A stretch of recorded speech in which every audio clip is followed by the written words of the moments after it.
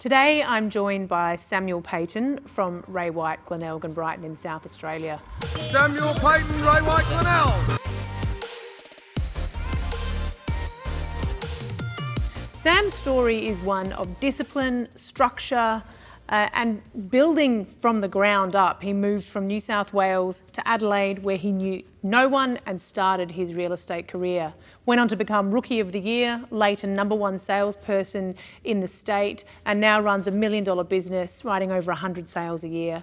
Sam, thank you so much for joining me today. Thank you. So, Sam, some people who are watching today will know that you've had a really exceptional career and you've had almost continued growth for 7 years. But I'd love to start our conversation today if you can just take us back to before you got into real estate. Yeah. You were in the Navy. Tell us about life before this all started. Yeah, so I grew up in a fairly small town in Queensland, about 3 hours north of Brisbane. Once I finished high school, I moved to Brisbane and started university doing exercise science, which is where my interest sort of lies. But I couldn't focus on the study, so within literally like a month or two, I dropped out of uni, got a job at a sports store selling sports shoes. Looking back, like I feel like I had a bit of that motivation and drive at that time because I was trying to hit targets and things like that. But I realised that probably wasn't a long-term career, so decided if I wasn't going to do uni, probably need to do something long-term, and decided to get a trade. Saw an ad on TV and joined the Navy as an electronics technician. So moved to Victoria, 12 months of study, then off to Sydney for 7 years, where I spent a lot of time at sea and travelling around the world and that sort of thing. In the first probably 2 years of that career, I was pretty motivated and working fairly hard. I was heading in the right direction. I then ended up with a back injury, which saw me get surgery. I was off work for about 3 months. I sort of lost a lot of my motivation because my career was set back, and realised that I probably wasn't that passionate about electronics, and I didn't want to be in the Navy forever. So Your early ambitions in the Navy, were you thinking that you would be following the path of being an officer, or were you thinking that the electronics path was going to give you a business opportunity down the track? Or? Yeah, I think for me it wasn't so much about the job itself. It was like at high school I was fairly switched on. I performed fairly well academically. I got good grades and that sort of thing, and I always felt there was a certain expectation, particularly from my dad, to do something in life. So I think when I dropped out of university and I was working at a sports store, like it was a good job, I enjoyed it, but like I was, in the back of my mind, I was like, well, I'm probably not living up to expectations here. So I saw the Navy as an opportunity to, do something kind of big and a bit different, and sort of make him proud and the rest of the family. I think that was the main thing. So, but yeah, it just wasn't never for me. I just realised like it probably wasn't what I was going to do forever, and it became more of a means to an end, to be honest with you. I realised like whether I worked 1 or 2 hours a week or 100 hours a week, I was going to earn the same money, and I found whatever ways I could to work as little as possible, and just not rort the system, but And how did that, having had that intention of doing something big and wanting to make your family proud, yourself proud, what did that do to you mentally? Yeah, it was a challenge. It was difficult. So I'm living in Sydney with literally like hundreds of mates all around the same age. We're earning reasonable money, half our rent's paid, food and stuff sorted. I didn't really have too much to worry about other than being at work on time. So life was pretty straightforward, and it was pretty comfortable just to sit in that lane and not change anything. The whole time though, in the back of my mind, I was sort of like a bit anxious about the fact that I wasn't probably living up to expectations again, as I mentioned, but I had no direction at all, and I didn't have the confidence to break what I was doing and actually commit to something else. So once that drive and motivation to do electronics or stay in the Navy disappeared, I really was just there for the ride. Like I was, you know, I'd get to work on time, but I'd leave as early as I could. You know, most of my money went to, you know, drinking beers and buying new clothes and going out partying and having a good time and that sort of thing. You know, some bad decisions in that regard. With that lack of direction, it was, you know, pretty excessive drinking and partying and, you know, drug use and all sorts of stuff was going on, and it was fun. Like I had a great time, but because of the lifestyle I was living, my weight went up and down. You know, I went from sort of 90 kilos when I joined the Navy to 115 kilos at one point. You know, up and down with that. My mental health started to sort of break down, probably because of the drinking and things like that and the lack of direction. I sort of got pretty deep in my own head. Yeah, so yeah, it was an interesting journey for sure. And so what was the catalyst for change for you? Because things did change. Yeah, so I think like the only thing or the main thing that helped me break that pattern was I met Kate, who's now my wife. She and I didn't hit it off like instantly, but you know, we were spending a lot of time together because two of our friends were seeing each other. So we spent a lot of time together over the course of 6 to 12 months, and we ended up getting together. And my life just changed. Things went from, you know, day to day, just, you know, looking for a good time and that sort of thing, to, you know, just wanting to spend time with her and wanting to have a bit more of a relaxed, normal life. So I was a lot more comfortable. Life was a lot more stable, and you know, I felt I had more confidence to do something more major at that time. Like I felt like I had the support I needed to do it. I had friends and I had family and stuff. My family were, you know, over 1,000 kilometres away. My friends were all, you know, pretty keen to go to the pub all the time. So you know, it wasn't the most supportive group to actually make a big change or break the mould. So how did you then find yourself stumbling into the world of real estate? Yeah, so having met Kate, I knew I had that support I needed. So I felt like even if I did make a big change that didn't go that well, at least I had her there to not pick up the pieces, but at least support me through the change.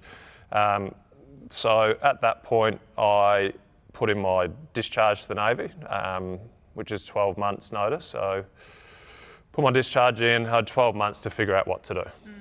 It's a bit scary, but 12 months is a long time, so I was okay.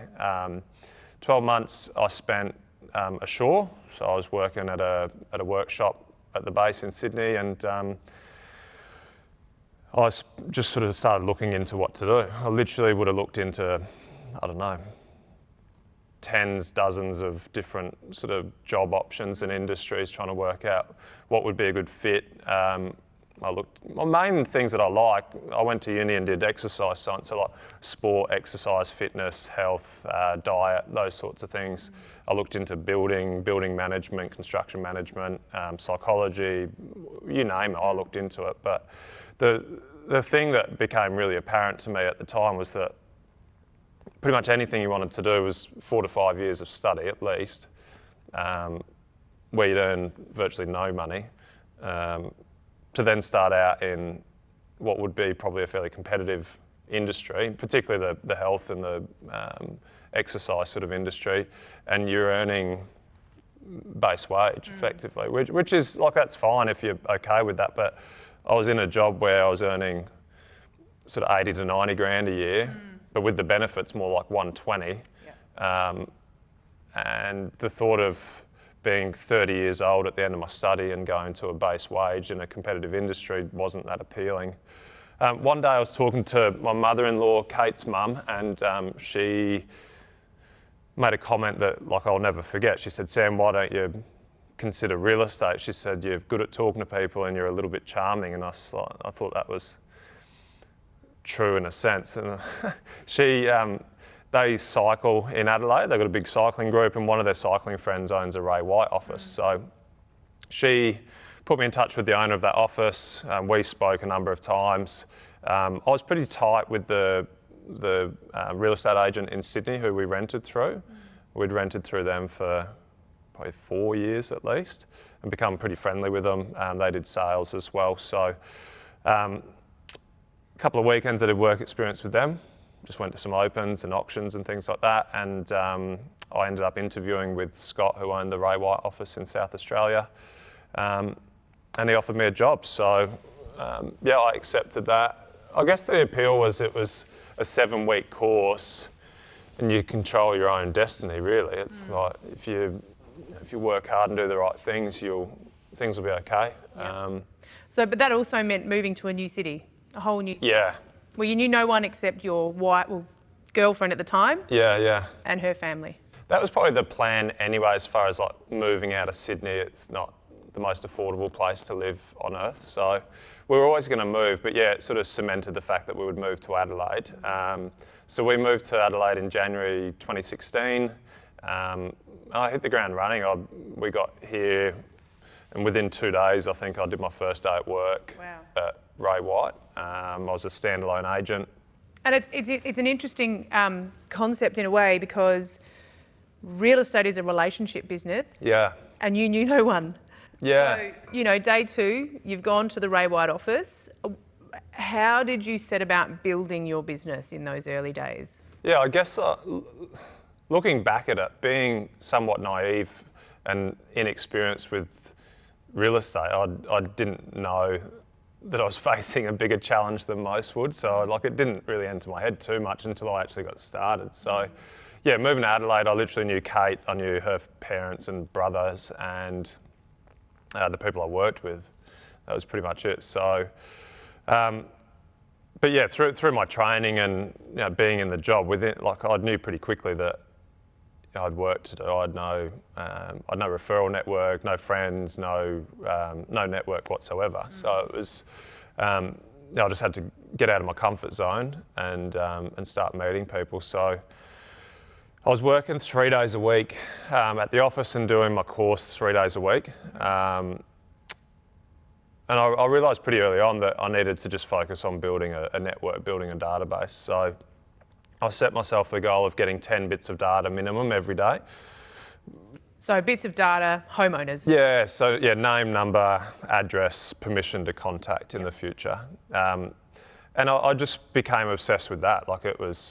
I knew I probably wasn't going to list and sell a whole lot in that first sort of stanza, so to speak, but I knew that if I focused on getting that data, I'd at least be where I sort of needed to be to have success. So I found it pretty hard early on to come to terms with the work hours. Like in the Navy, as I said, it was like 1 hour a week or 100 hours a week, I was going to earn the same amount of money. So coming into real estate, people were like working late nights, they were working weekends, and I was just like, well, this probably isn't for me. I was like, this is crazy. But yeah, so I met up with a few different agents from around the city who were doing really well, and tried to pick their brains and work out how to get to where I wanted to be. It became really clear talking to them that there was a particular blueprint for success that was already there, and I just had to sort of follow it. So Monday to Friday from 9 a.m. to 6 p.m, I literally did nothing other than make phone calls and knock on doors. Wow. It was pretty much just like, I just looked at it like, okay, well, if I can mow my grass at that time of day, it's probably okay to talk to people. Okay. And the more people I talk to, the more chance I've got of getting my 10 bits of data for the day. So I just maxed out my time doing that. Some days I'd get like 30 bits of data, but at a minimum I'd get 10. So if it got to like 5:30, 6 o'clock at night and I only had 8 or 9, I just kept pushing until I got the last couple. Right. Some days you might fall short, but it wasn't for lack of effort. It was just I didn't feel comfortable talking to people too late at night because I didn't want to upset anyone. So even though you may have done 30 pieces of data the day before, yeah, the next day you were back to 0, and you had to get your 10 every day at a minimum. Yeah. I just figured if I could get 700 or 800 bits of data as quickly as possible, I've then got my network I need to then sort of work towards becoming successful. So, yeah, so 9 a.m. to 6 p.m. was data collection. 6 p.m. onwards, I would enter the data into the system. So as I got the data during the day, I'd just sort of make notes and I wouldn't put it in the system, just so I was a bit more efficient. Overnight time, I'd enter the data. The next morning, I'd get to the office as early as I need to then print the market reports for each bit of data. So if it was 10 bits of data that I got the day before, I'd maybe need to get to the office at like 7. To print enough reports and envelope them so they're ready to go. If it was 30 bits of data that I got the day before, then I'd be getting to the office at like 6. Like I just did what I needed to do. I find it extraordinary that you come from that mental space of doing the minimum. You were challenged by out of hours work, yet you immediately applied that to your business. Yeah. Did you feel like you were building your own business at this point in time? Yeah, I felt like I was building my own business, but I also felt like I was proving something to other people. Yeah. I don't know, I think going through high school I was like a top level basketball player. As I said, I was getting good grades, and I dropped out of uni and then spent 8 years drinking beers in the Navy. Like I didn't really go to plan after high school. You know, I needed to do something where I felt like I was proving to people that I wasn't a failure, I guess, or like a letdown. And how long did it take before all of that? So you worked really hard building the foundation of the business, put a lot of discipline around controlling your time, so you were maximising your productive hours. How long did it take until you started to list property regularly? So I listed, I think I listed one property in the first 6 months, perhaps, or 2. I think I listed 2 in the first 3 months actually, but then there was like 3 months after that where I didn't list anything. Yeah. It was a big gap, and I was just like, it was tough, but I just kept going. By about 10 months in, I was listing 4 a month. Yep. So I sort of had a pretty steep upswing from there. Once I got that database up and running to about 700 or 800 bits of data, I sort of shifted my focus from data gathering to appraisals at that point. Yep. I knew that I probably had enough data at that point. I didn't stop collecting data, but it wasn't my focus. I then shifted my focus to appraisals. So I went from 10 bits of data a day to my new focus of 30 to 50 appraisals a month. 30 to 50? Yeah. Wow. Yeah. Wow. It was pretty common to get 40 to 50. But I didn't have that many listings. As I said, we weren't listing a huge amount. So instead of being on the doors in the afternoon, you'd be doing appraisals. Appraisals. Yeah. So I was still focused on phone calls in the morning, so that everyone was getting contacted. The data that I'd collected was getting contacted, but then in the afternoon, we were trying to do appraisals. So I'd back them up from like 6 o'clock, 5 o'clock, 4 o'clock. I'd work backwards if I could, so that I'd maximise that time beforehand for calls. 30 to 50 appraisals every month. My goal was to, I guess, build relationships or strengthen the relationships with that data as quickly as possible. And I figured if I could get to the point where they're allowing me to come into their homes, that meant they trusted me. And I could spend sort of 30, 40 minutes with them, building rapport and sort of demonstrating some knowledge and some skills and that sort of thing. So you weren't looking for listings? No. It was a relationship depth tool, really, at that point in time? And even to this day, we're quite busy now, but I'll still probably do, 3 or 4 of those every week. Right. Yeah, and I know when we book them that they're not selling. They're just they're cold appraisals. But more often than not, you'll go into those appraisals and you'll find something out. Like they own an investment property, or we are actually thinking of selling in a year. Or they have a friend or a family member. Or so-and-so up the road is thinking of selling. Little things like that. Yeah. I don't stay for 30 to 40 minutes anymore. It's more like 15 minutes or so. Yeah. But it's just a quick face-to-face. I feel like I'm quite a genuine person and quite relatable, and I think it helps them realise that when you're face-to-face rather than over the phone. So the strengthening of the relationship in that 10 to 15 minutes is pretty significant. So I still do that. But at the time, 30 to 50 every month. After about 10 months, I was listing four properties a month. Yep. And it was at that point that we decided to bring on my first sort of team member. So that was a big jump for me. I was 10 months in the industry. Still felt like I knew nothing about not nothing, but very little. Yeah. And I was then responsible for trying to train and teach another team member. so that was a big sort of steep learning curve for me at the time. And you've said that first person that you put on, it wasn't the timing of when you brought the person on, but you probably employed the wrong role at that point in time. So who did you bring into your team? What did you have them doing? Yeah, so I brought a sales associate in, which I think is probably fairly common. Like, as a salesperson trying to grow a business, like it's easy to get greedy and think, okay, well, I need more leads, I need more calls made, I need more doors knocked on, I need more appraisals. But really it probably wasn't. Like, my biggest issue at that time was probably just myself. Like, I was just working too much, and so I brought a sales associate on. Their responsibilities were cold calling, door knocking, letterbox dropping, all that basic stuff. So generating more leads.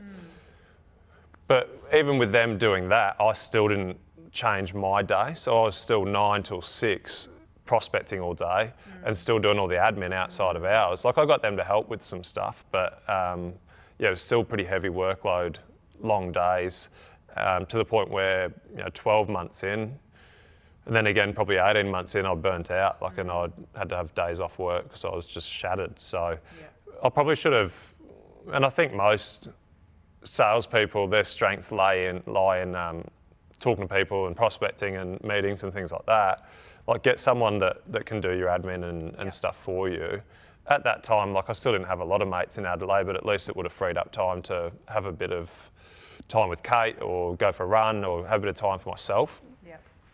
But in saying that, like, I look back and I don't have any regrets on the start of my career. Like, the hours I worked and the effort I put in definitely contributed to the speed of my progression. Well, so you got best career start, like Rookie of the Year in your first year, which was a huge achievement. The year later, you were elite? Elite in your second year? No. Elite in your third year? Yeah, I think we just missed out. Yeah. A couple of times. So just missed out on Premier in my first, just missed out on Elite in my second, but yeah, we were close. The business was more or less doubling year on year. Doubling, in those doubling early every years. year. Yeah. So. And so obviously, you worked through that first person. You've had change of personnel. How long did it take before you got to that point where you had the team of 3 and you had those dedicated roles? Yeah, so pretty early on, I met with the best agent in Ray White in South Australia. I met with him in the first 6 months of my career, and he said it's important to plan to be busy and successful before you are busy and successful. So, I wrote up procedures for every task in my business. I wrote up roles and responsibilities for every team member in my business. I put together a team structure, all this sort of stuff. So I was prepared for it pretty early. Obviously, we tweaked it as we went, but I was pretty organised in that regard. So probably in the first 12 months, well, about 18 months in, was the end of my first full financial year. We'd written 270. The following year, we wrote 520 or thereabouts. Then we hired a third person, which was that sort of campaign manager, admin resource. Then we sort of went to about 800 2 years in a row. Then we got up to just over $1 million with a fourth team member. But life was getting really busy. I had kids, I had a couple of properties, I was married, I had all this stuff going on, and I just wanted to simplify things. So, and I think it's important, sorry to interject, it's important to talk about the volume of sales that you're doing, because average sale price in the beginning was probably somewhere in the $500,000. Yeah, about 5. So, you how many sales did you do in the last financial year? You did 113. 113. Yeah. So it's a high volume business. It's not high value. We're not getting 30 grand per deal. We're getting somewhere in the order of 10, 11,000. Yeah. So there's a lot of activity that goes along with generating, creating and processing those sales. Yeah, it's busy. We're at a point now where it's fairly comfortable with the 3 of us. So it's, myself sort of running things. Scott's the sales associate, buyer manager sort of position, and then Nicola, who does like all the admin, marketing, vendor contact from list to on the market, and buyer and vendor contact from contract to settlement. It's just, it sounds a bit corny, but it's a pretty well-oiled machine now. It just seems to work. Like we keep things pretty simple. Like, we get to the office between 7:30 and 8. Scotty and I have a bit of a chat, and like, it's pretty casual. We're not like, oh, what are you doing to get this piece of stock? Or I think our processes are quite good. Like we do look at stock out and stock board and those sorts of things, but we're not super focused or structured with it. I think if the market changes in our days of market blowout, we will be, but we know that the feedback in our vendor reports needs to be spot on. We know that we need to drive traffic to opens. We know that we need to talk to our vendors every day. I know I need to have at least 2 meetings with vendors, those sorts of things. Low offers, those sorts of things. So we do all that stuff, but yeah, the days are pretty simple. Scott and I sit on the phone from 9 till 12. That's like one non-negotiable in my business. And that has never changed? No. From day one, yeah. It's gone from 8 hours of prospecting. It's now a solid 3 minimum. Minimum, yeah. Well, for you and Scott, so 6 hours of prospecting every day in your business. Yeah. 30 hours I remember one day I rang you. I think I was in my first year and I was having a shocker of a day, and as you know, you're a bit of a mother figure to me, and I was in tears on the phone, like I was crying, and you said to me, Sam, like, just get your 3 hours of prospecting done and then go home if you have to. And you said, as long as you do that, you'll be moving your business forward, and you probably will have done more that day than most other agents will have. So that sort of stuck with me, and that's one thing that we live by now. So 3 hours of prospecting in the morning. In the afternoon, I do meetings. I still try and back end sort of stack them so that they're later in the day. Because I'm like, well, if I can get more calls out, it's good. Yeah. It's like, instead of going in and out of the office and that sort of thing. So if you have, for example, an appraisal at 6 and an appraisal at 4:30, and those are your only appointments for the day, you will stay in the office and you'll make more calls on that day. Yeah. And sometimes it's to my own detriment. Like I still get a bit too tunnel visioned with it. Like there'll be things that need to be done, and I'm like, I'll just like push them away, and I'll keep making more calls. Just because I know how valuable that is. Like I still feel a bit like anxious and nervous ringing people, like even to this day, but I understand the value that can bring me.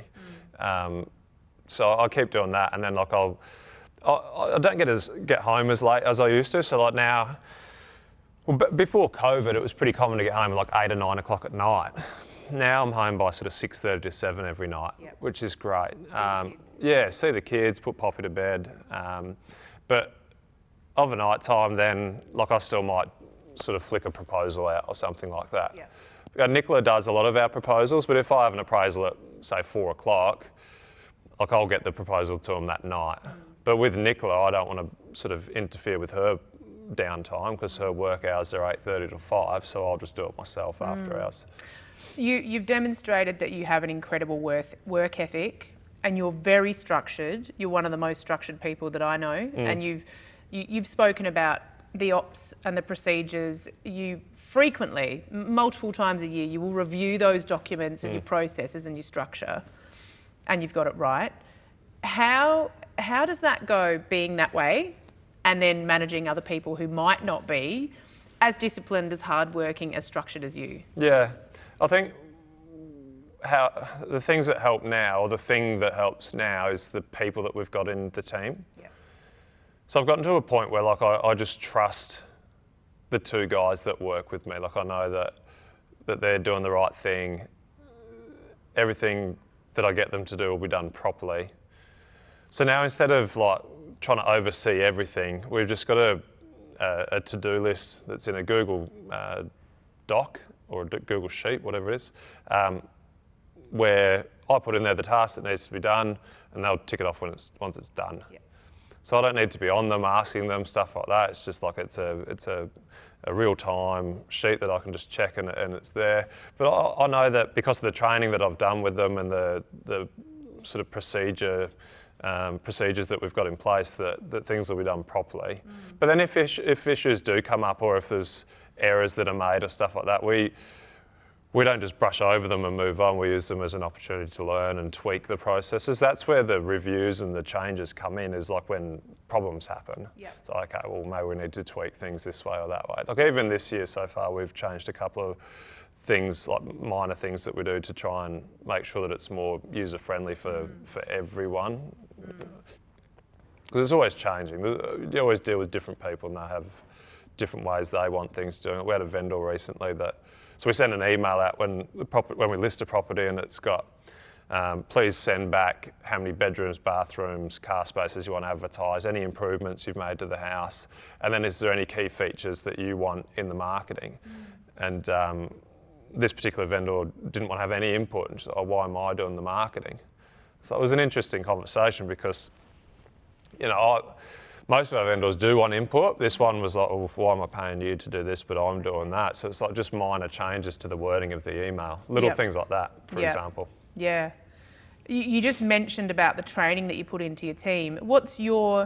You've had 6 or so people come through your team over the years. You've got a really stable team now. You've got long-term team members. Yeah. How much time do you prepare yourself for to have someone from 0 to being effective and productive in your business? I think the team manager position's probably the most complex one. There's a lot of stuff that Nicola does. She handles so much for us. So her position, I reckon it probably took at least 12 months to get her to the point where she was really on top of things. Yeah. Well, she was very good at her job from the start, but it took a while to tweak things and get it right. And we're still, as I said, we're still tweaking things to this day. She's been with me for over 2 years now. But yeah, I reckon it's probably at least a year to get them comfortable enough to know how you like things done, how frequently you want people sort of contacted, if people have got issues, which ones of those issues you want to hear about and which ones to just let them deal with.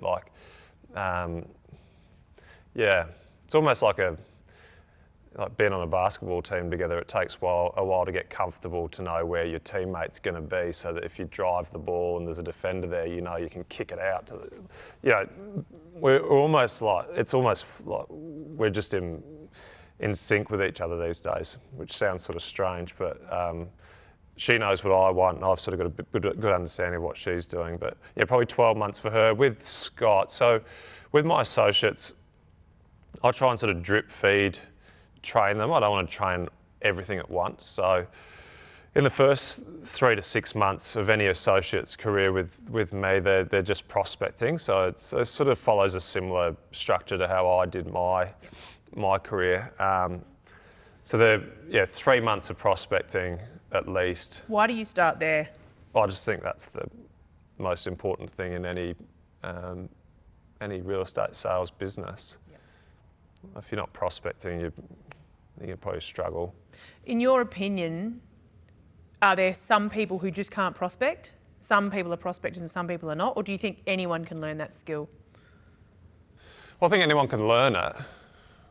I think the other important thing to learn, though, isn't just how to prospect, but like the importance of prospecting. I'm a very anxious person. I get quite nervous about a lot of things, but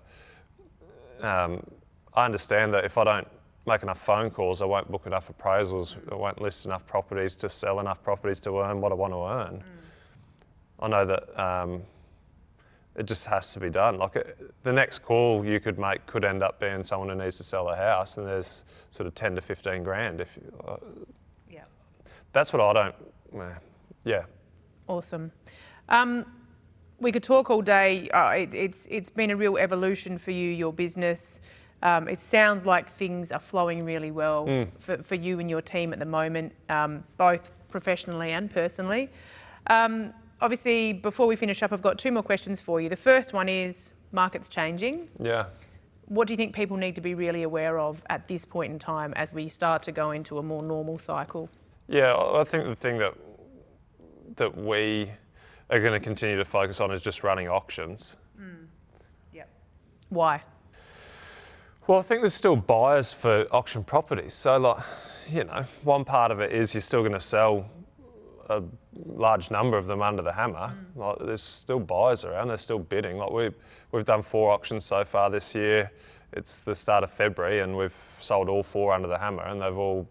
I think the lowest number of bidders we had was 3, and we had up to 15 and another one. So Amazing. There's still people around that want to buy under the hammer. But furthermore, if a vendor wants to sell their house and the market's sort of changing and the prices are adjusting, chances are their expectations are still way up in the sky. So the auction process just allows us to get them priced in line with the market. Great. So we're not bashing people and trying to get them to sell less than what the house is worth, but it gives us a chance to show them what the price actually is and get them aligned with that as quickly as possible. You know, and then, you know, if at the end of the 3 weeks on auction day, if we can then start making the just sold calls rather than putting it under contract and dealing with mortgage brokers, it's just a lot more efficient for my business. You can move through the stock just quicker. get through the stock quicker. Yeah, awesome. That's good. And my second question is, what's something about you that we might not know that might be a bit surprising? What do you do to relax at night? Oh, so it's a new thing. Like I've started colouring in and building Lego. Awesome. Yeah. Bit of mindfulness. It is. Like it's not, yeah, I don't know. Like I don't think it's something you can be particularly good or bad at, but like, you know, I used to sit there and I'd scroll through Instagram or scroll through Facebook and I was just constantly on and I just felt pretty stressed and stuff. So yeah, it's been cool. I don't know. That's great. Bit sort of bit childish, but it's good. Helps you switch off. Absolutely. Sam, it has been a pleasure. Thank you. Thank you for your time. It's been a great interview. Appreciate it. Thanks, Sammy. Thank you.